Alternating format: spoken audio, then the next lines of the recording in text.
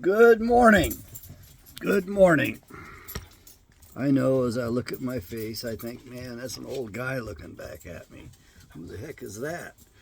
Well, I remember when I was in my middle 30s, I looked in the mirror and I thought, man, that's a man looking back at me. I felt like a little boy of 15 at the time, so I feel like a fool when I look at my life and I look at the ways I've been taken advantage of and look at the perpetual victim it seems like I've had to end up living, which is not very good. But I also realize that this whole thing that we're in, this existence that we're in, there's actually several layers to it, and there's folks in the other layers and they're doing Yahweh's will, so they're setting this stuff up. They do. It's all pretty much interconnected. I cannot describe this reality to you very well. I can tell you that this gentleman here wrote 3 books. Mr. Douglas Vogt. He wrote 3 books. The first one is he described his theory of reality, basically a multiverse. And it's like he came up with a model that actually works quite well. And he did that I think he did that independently. Now, I haven't read all of his books at all. I've only got the one, and I've only read part of it. But I have to be honest with you. This guy blows my mind. For not having a higher degree, a doctorate, I mean, it's just mind-blowing. He goes way above most people as far as his knowledge-based understanding. Now, there is confirmation of his model. And that would be by the smartest guy in the world. I think he might be that. He lives in Missouri. He's a horse rancher. Lives up in the northern middle part of the state off of Pacific County Road. We won't discuss that one. I'd like to visit the man. He has his own model, which he developed separately. It coincides with this one to a large extent. So I have had one friend who was a retired police officer who was a producer for radio shows, and he didn't want anything to do with me because I happen to be sponsored by, so to speak, Bible publisher, the Bible publisher, proper name version of the King James Bible. He didn't want anything to do with me because he doesn't like what's in there. And one of the things he doesn't like what's in the Bible. He says Yahweh, the God of the Bible said it was crazy, basically. Again, he found something offensive. When you're offended by something in the Bible, that's really on you, not on the Bible. And don't get me wrong, if you don't understand something, there's plenty in there to work on. The understanding is just timeless, limitless. There's plenty there to work on. You just need to work on it some more. You need to come to a better understanding by using your noggin. And don't bump into mirrors like I did. The dog was not healing properly. I'm blaming it on her. Yeah, it was her fault. And it's my fault for not requiring her to be much better behaved. But we're ending that. I've got to be a little bit more firm with myself and her. So it is a universe that's structured completely differently than what the jackasses who are around calling themselves doctors of this or that on the planet claim. It is quite a bit different. They don't want you to know the reality. They don't want you to know the truth. I myself have had a series of visions which put me in different places, looking at different things and give me different information, which I have trouble assembling. I have to admit that. And so there is a structure up on the moon. It turns out it's on the far side of the moon, the dark side of the moon.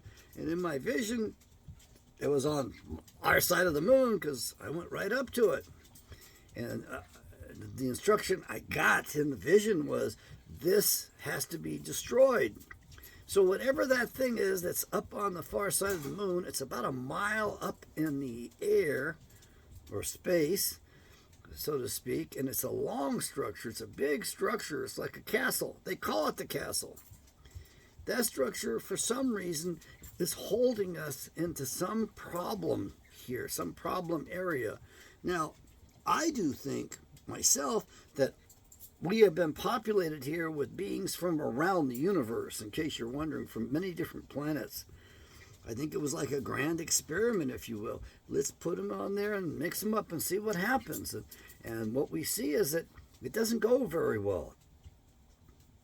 It doesn't go very well because people, as a friend of mine says, are stupid. And that's what Coco, the queen of the apes, said. Man is stupid. And so people won't read the Bible and educate themselves. They won't take responsibility for their own education. Oh, the teachers are supposed to do that. The government's supposed to do that. Look, you are responsible for your own education. That's a lesson I got from one of my psychology teachers when I was I was still in undergraduate school, and I had one graduate class, and the women ganged up on me and they made me withdraw from the class. It was pretty a weird thing. We had a feminist teacher there who had a master's degree, and she thought she was hot stuff, and she would always, the girls would get around her kind of like a hen club. And there were two of us guys, maybe three of us guys in the class. There was another guy, and he just kept his head down in the desk, and he didn't look up. And the women were always talking about how bad the men were and what the latest on Oprah Winfrey. And it was not a good point in my life because that teacher went after me. She went after me as a dyed-in-the-wool liberal trying to destroy me, basically, and my future. And my mentor at the time, who I happened to be seeing on a weekly basis, he ended up getting involved behind the scenes.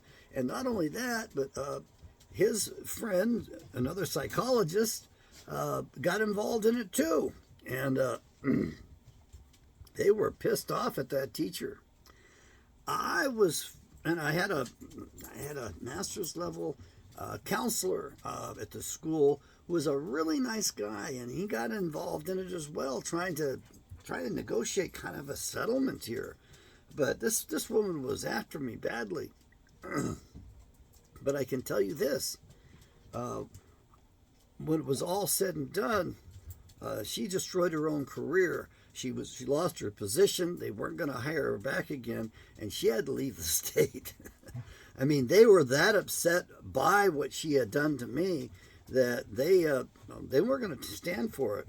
And I remember Dr. Roberta, I don't remember her last name, but she was higher up in the university, and they got pissed off at this woman because they knew my story much better than she did. They had well, my mentor, he knew. And he shared it with those, I think with some of it with those people, and they protected me. That woman had to leave Alaska. You know, she had to leave Alaska and go down to Seattle and go to work where the other libtards were working at. Now, some of my other professors in school and in undergraduate school wanted me to take them, wanted my confidence, or wanted me to tell them about things, because apparently the word had gotten around that I had some difficulties, and I had some difficulties. But those jackasses, those numbskulls, had no idea what the cause of those difficulties were. And of course, I was just a young numbskull myself that time. Actually, I was a middle-aged man in my 30s. But I didn't know what my difficulties were from either until I opened up a letter in about 2006, 2005. I mean, I had a letter written by a physician that explained to me that told me basically, you're very sick. You got to get in here so I can help you. I had a heavy metal toxicity. I had manganese in my body. It was off the charts. And I didn't open that letter up for a long time because I was back at work and busy. He got me in good enough shape so I felt renewed, and I went back out to Bethel, back to that job. I have to admit, I've had problems with these women. They always go after me. They do not like strong men. They don't like masculine men. And so they go after us. And my message to the men is 90% of the men that are in prison today are there because of a woman. So what I'm suggesting you do is you go your own way, and you do not turn to them. Don't turn to them for validation. Don't turn to them to ask them if everything's okay. Don't turn to them for leadership. Don't turn to them. You need to understand, even when a woman likes you and cares for you, she's not going to be fair, because she's going to declare her territory, and she's going to undermine any other possible woman that you actually find attractive. They just don't play fair. There's nothing fair about them. I know the Bible says that the fallen sons of God saw that the daughters of men were fair. And sometimes we talk about that. Well, that was their complexion. They were light skinned. They were fair complexion. They could blush and go ruddy in the face. You know, they were different than the others. They were noble. Anyway, I do believe that what happened, and I'm going to tell you straight up, I believe there was a battle in space, and that was about 70,000 years ago. And I believe that the captain of one of the spaceships was Michael the Archangel. And I believe he knocked the other 3 spacecraft, we believe, down to Antarctica. And supposedly they're buried in the ice, and there's bodies in one, and there's little tiny, smaller spaceships, if you will, or flying craft in another one. Who knows what the truth is and all that stuff. But what I'm getting at is that I think that we came from different planets. So we're entirely different species from different solar systems. Some of us from a long ways away. In case you're wondering, the suspected planets are Sirius. Sirius is probably where the blacks came from. Then we have, there's a star in the head part of the constellation of Taurus, the bull. I don't know the name of that star. And then there's stars in the belt of Orion, the Pleiades, which are mentioned in the book of Job. There are 3 stars in that belt, and it's the lower of those 3 stars. They go up at an angle. It's the lower of those 3 stars. There's actually several stars that are lined up there, and there's a planet in that area. And there's a whole marketing system there. Those people are probably the ones that do the interplanetary. They might even be selling human beings out there for all I know. So what I'm getting at is that we're all pretty much different, and we've been mixed up here, and we have been co-creating in that we've been mating with other species. Not a good thing, I don't think. I don't think Yahweh approves it. Yahweh warns against it in the Bible, right there in Genesis. Kind after kind. There are 10 statements in a row about Yahweh liking it the way it was, and each tree had seed after its own kind. But that was an important lesson that was given to us, because our genetics, Caucasoids, are not as strong as the others. And when we intermarry, the other genetics tend to dominate us, especially the Negro genetics. That just wipes out the Caucasoid genetics quite a bit. I mean, it changes things significantly. So, and my belief is that the strongest DNA, the most dominant DNA, isn't the Negro DNA. It's the fallen angelic DNA. It just makes sense that their DNA would be stronger than anybody else's, because it would taint things. It would only take a little bit of that DNA to alter the subject, to alter the being. And right now you have a group out there who's identifying themselves as descendants of the fallen angels. And that would be a specific rabbi. I saved that to the computer somewhere. I don't think I can find it, but I'll try to find it. And I know doggone well that I may have to put a dog on. Let's go to pictures here and see if it comes up on this group. This is a slow computer. I have to be honest with you. It's very old. This computer was my mother's computer. It was made in 2010, I think. It's an old computer, but it still works, and I'm real grateful for that, because I don't like spending money on stuff I don't have to have. Now, come on, where is it at? It's not that one. Tavistock, War, Jews, APAC. I'm looking for this because it's pretty important. Rabbi quotes. Let's pull that up and see what that tells us, because this stuff is very important. This stuff is very, very important to our survival, because these people want to genocide us all. They don't want to just take the Palestinians out of Gaza and out of the West Bank. They want to take it all. You need to understand that they actually were created by Yahweh in order to correct us, I believe, and to sift us. They are not good people.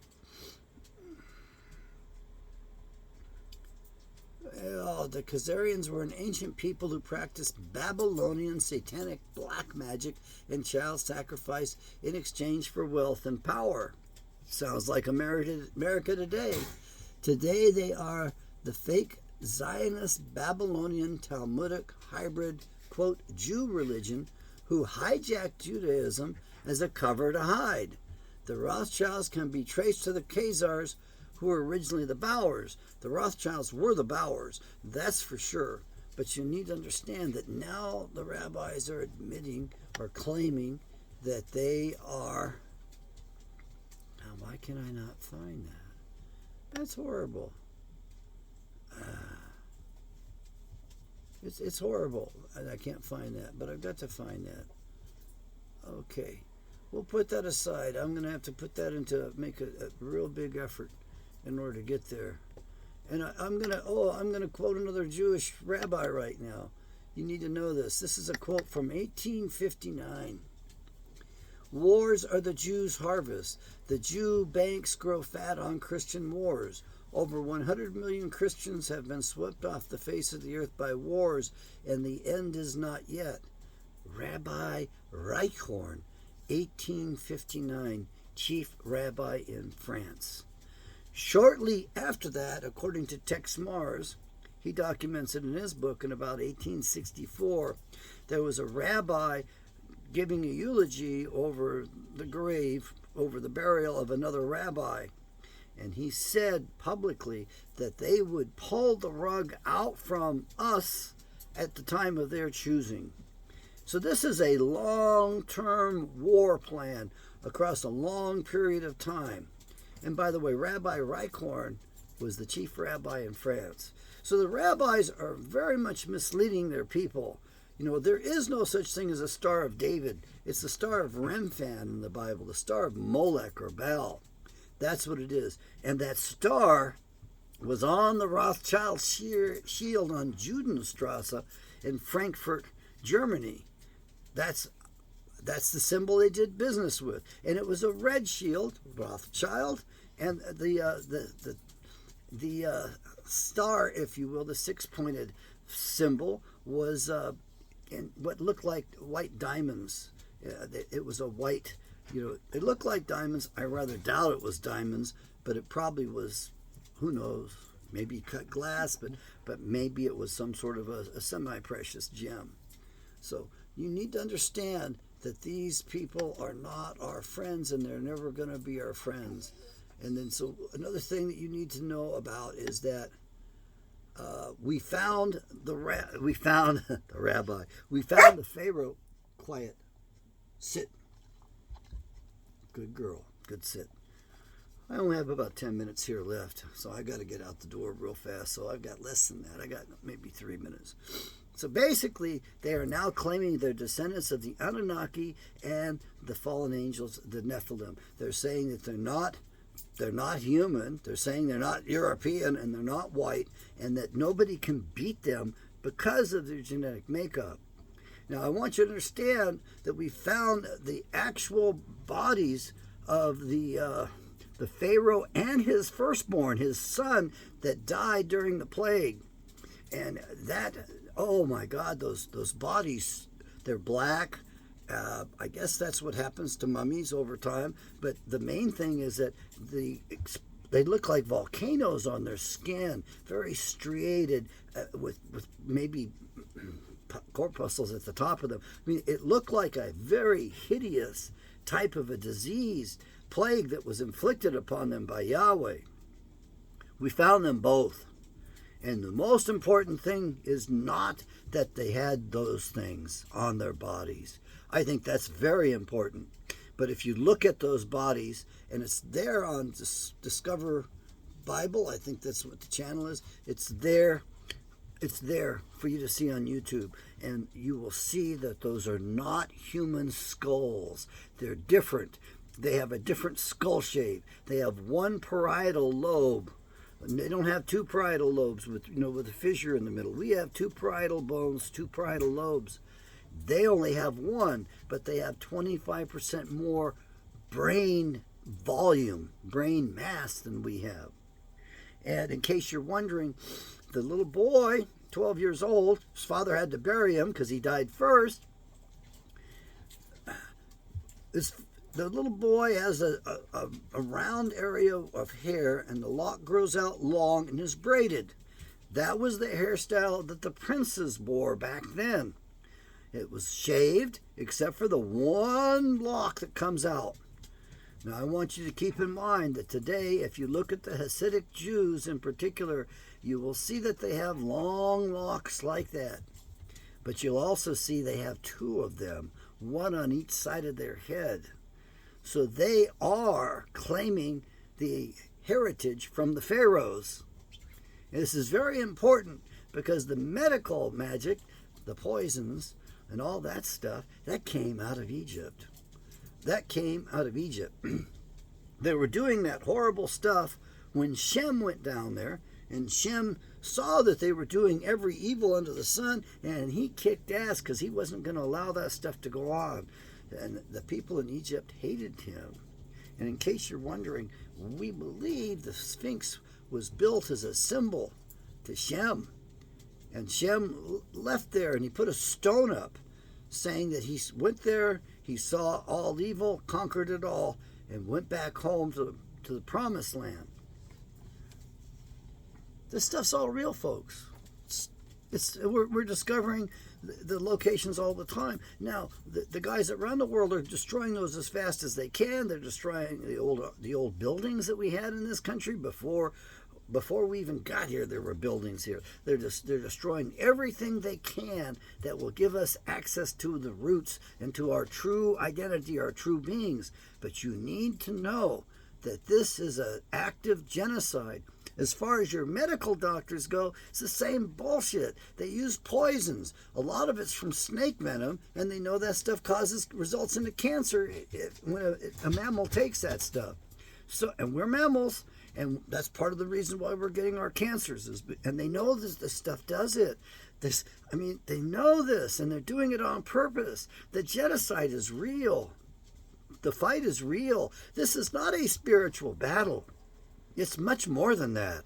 It's physical as well. They're using everything they can on us.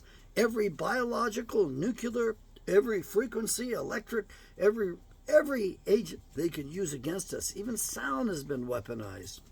You need to understand they own and run this planet. And it's because we turned our backs on Yahweh that we're suffering from the curses that were given, delineated in Leviticus and Deuteronomy. When I read the curses and blessings for abiding by the Ten Commandments, mind you, I read about a description about America today. And the sons of the devils love to get us to sin. They major in that. They're doing their best at that. That's what the whole Hollywood culture is about. I suggest you tell your children the truth about Hollywood, and you get them to shut that off as a rebellion, as a form of protest. And you get your young kids reading the Bible. Man, these young kids in the churches are rebelling against the prevailing culture, the looseness of it, and all of that. May Yahweh bless.